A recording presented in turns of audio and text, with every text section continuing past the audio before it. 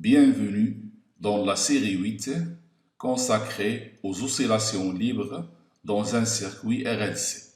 Vous allez trouver le lien de cette série dans le descriptif de cette vidéo et on va commencer par l'exercice 1 qui est un exercice qui peut être fait soit par les élèves terminale sciences maths ou bien sciences expérimentales option PC. Bien entendu, la méthode est toujours la même. Essayez de faire l'exercice tout seul. Après, vous comparez vos résultats à la solution proposée. Un condensateur de capacité C égale 0,25 microfarad est chargé à l'aide d'un générateur de tension de force électromotrice E égale à 6 volts, puis déconnecté du générateur. À la date T égale à 0, le condensateur chargé est relié à une bobine d'inductance L et de résistance R. L'évolution au cours du temps de la tension UC aux bornes du condensateur est enregistrée à l'aide d'un ordinateur.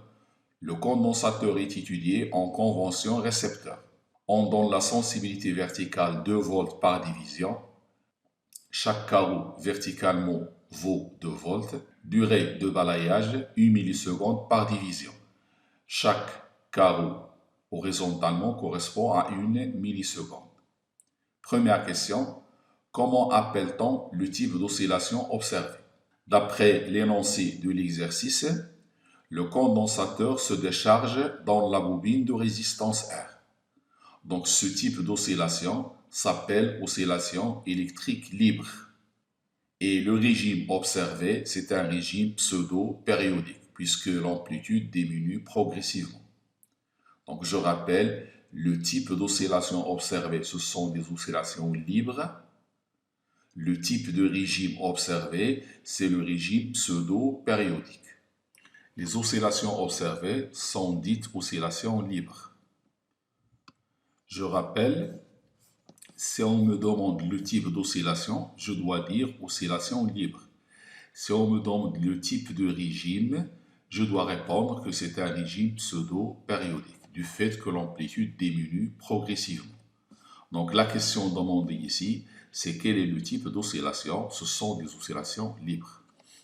Deuxième question, comment évolue l'oscillogramme si la valeur de R augmente? Lorsqu'on fait augmenter R, l'amortissement augmente. Ça veut dire qu'on aura une décroissance rapide de l'amplitude et il y aura moins d'oscillations dans le circuit. Donc si R augmente, l'amortissement augmente. Donc l'amplitude décroît rapidement. Troisième question, comment interpréter la décroissance des oscillations? La décroissance des oscillations est due aux pertes d'énergie électrique par effet Joule dans la résistance de la bobine.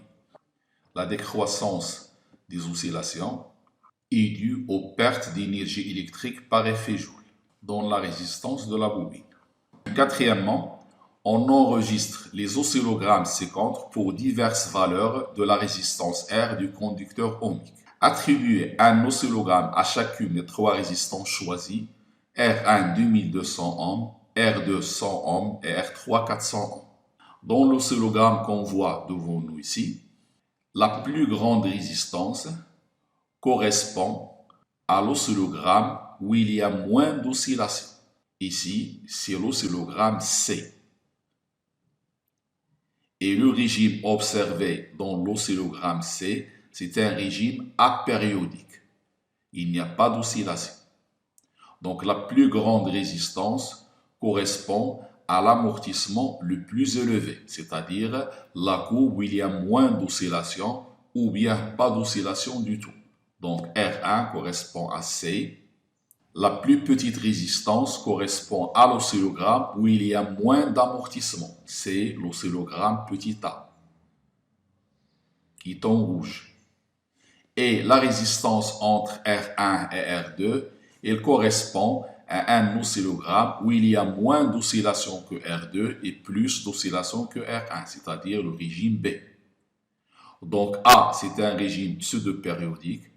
B est aussi un régime pseudo-périodique puisqu'il y a une partie positive et une partie négative de la tension UC. Et le régime C correspond au régime apériodique. R1 correspond à l'oscillogramme C. Je vais noter le type de régime. C'est un régime apériodique. Pour la valeur de R2, c'est la plus petite, elle correspond à l'oscillogramme A. L'oscillogramme A, c'est un régime pseudo-périodique. Le R3 correspond à l'oscillogramme B. L'oscillogramme B correspond aussi à un régime pseudo-périodique. Chaque fois que la tension passe d'une valeur positive à une valeur négative puis une valeur positive, on dira qu'il y a des oscillations. Donc c'est un régime pseudo-périodique. C'est vrai qu'il y a moins d'oscillations que A, mais c'est aussi un régime pseudo-périodique.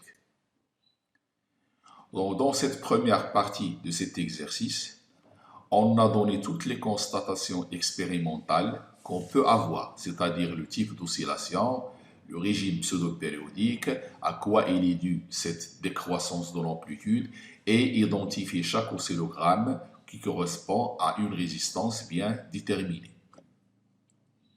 La suite de l'exercice 1, cinquième question, établir l'équation différentielle à laquelle satisfait UC, c'est-à-dire l'équation différentielle du circuit précédent qui contient le condensateur chargé et la bobine de résistance petit r et d'inductance L.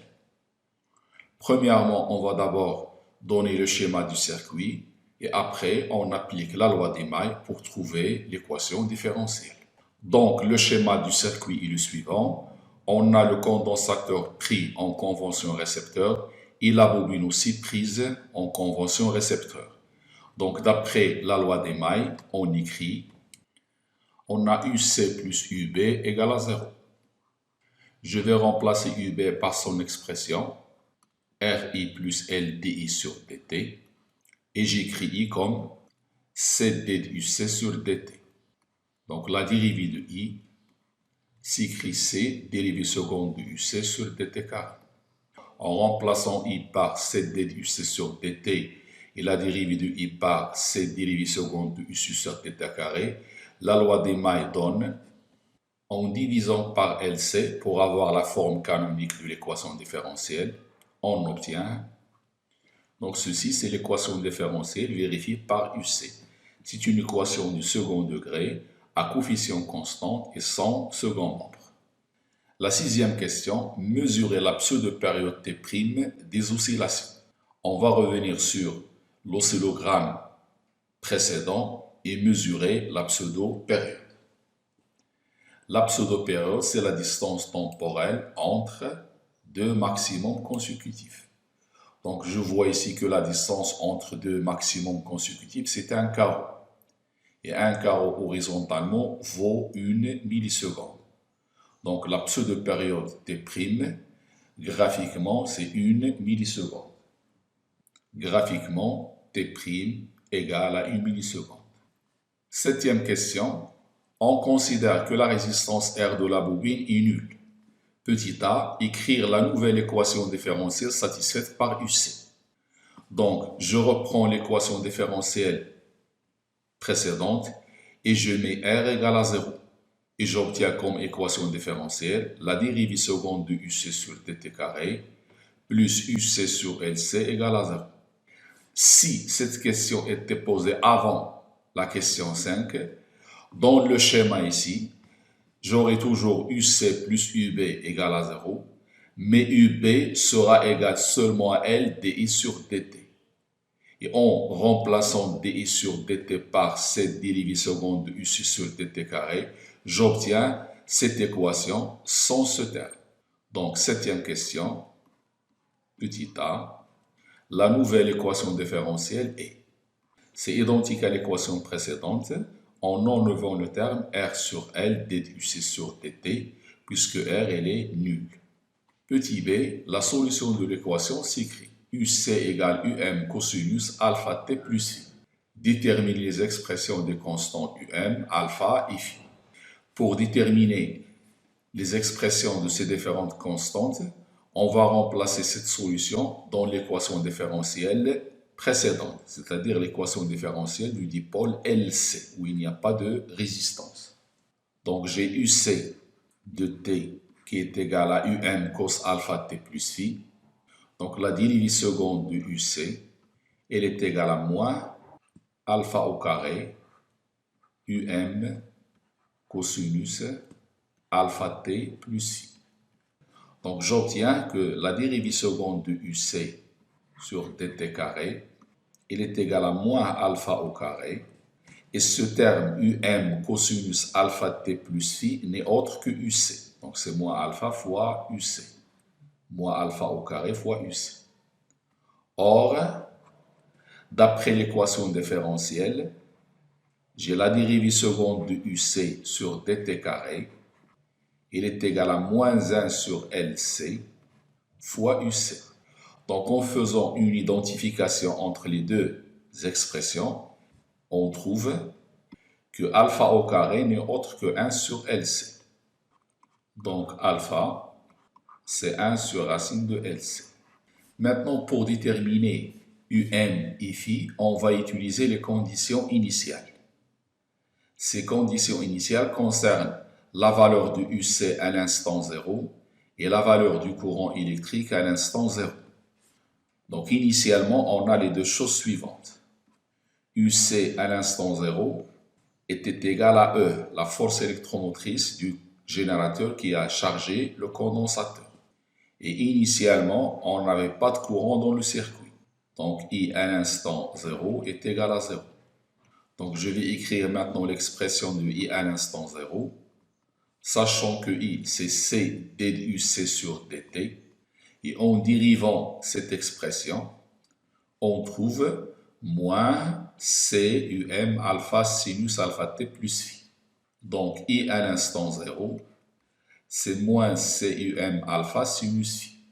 D'autre part, UC à l'instant 0, je remplace T par 0, il me reste cos phi.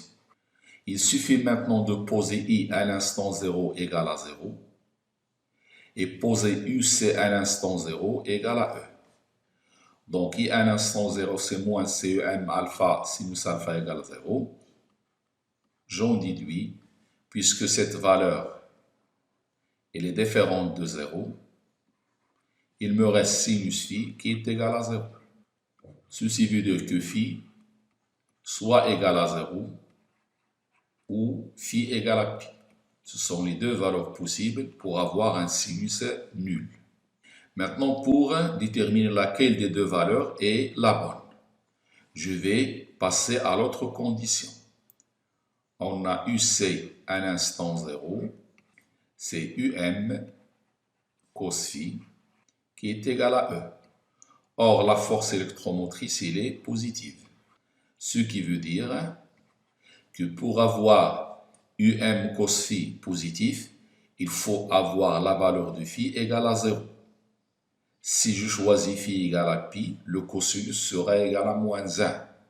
Et cette valeur sera négative, ce qui est contraire à l'hypothèse. Donc phi égale à 0.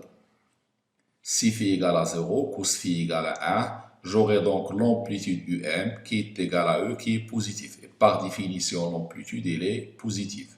Maintenant, je connais la valeur de phi, je peux déterminer la valeur de en remplaçant phi par 0. Donc cos phi, cos 0, plutôt, égale à E. J'en dis que la valeur de E n'est autre que la valeur de Donc on a déterminé l'expression de alpha en utilisant l'équation différentielle, les expressions de et phi en utilisant les conditions initiales.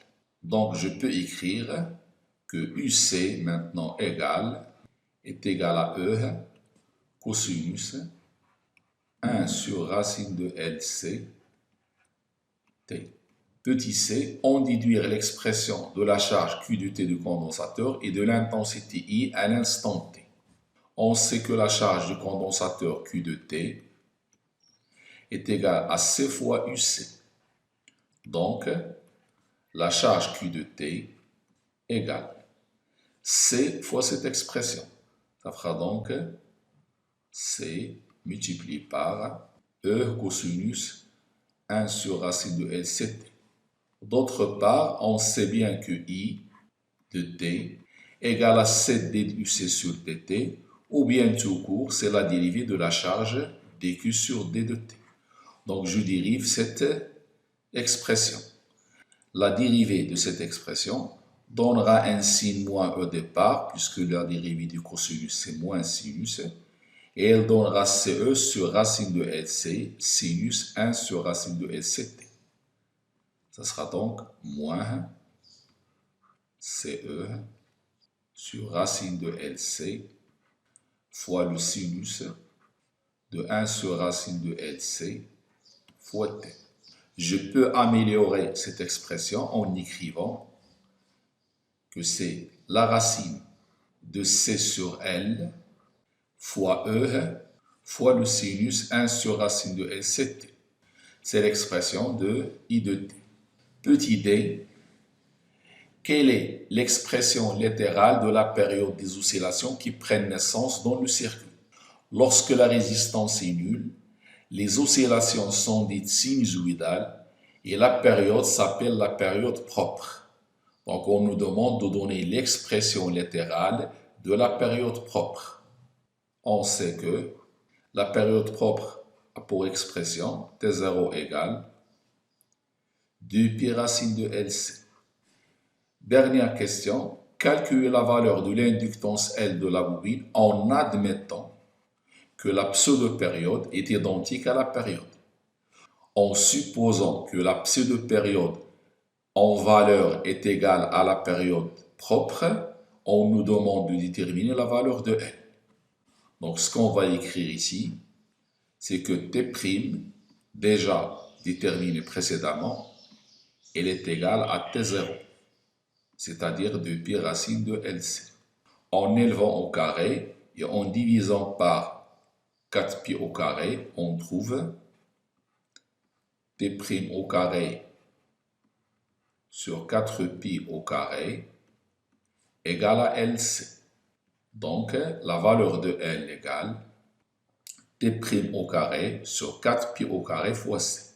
En remplaçant T' par 1 milliseconde et C par 0,25 microfarad, déjà donné dans le début de l'exercice, on trouve que la valeur de L est égale, c'est 1,0 10 puissance moins 1 Henri. Autrement dit, 0,10 Henri. Dans la deuxième partie de cet exercice, on a abordé l'aspect théorique, c'est-à-dire établir l'équation différentielle d'un dipôle RLC, puis l'équation différentielle d'un dipôle LC, déterminer les différentes constantes et les différentes grandeurs telles que la charge, l'intensité et l'une des caractéristiques de la bobine, c'est-à-dire son inductance. C'est la fin de cette séance d'exercice et à la prochaine séance.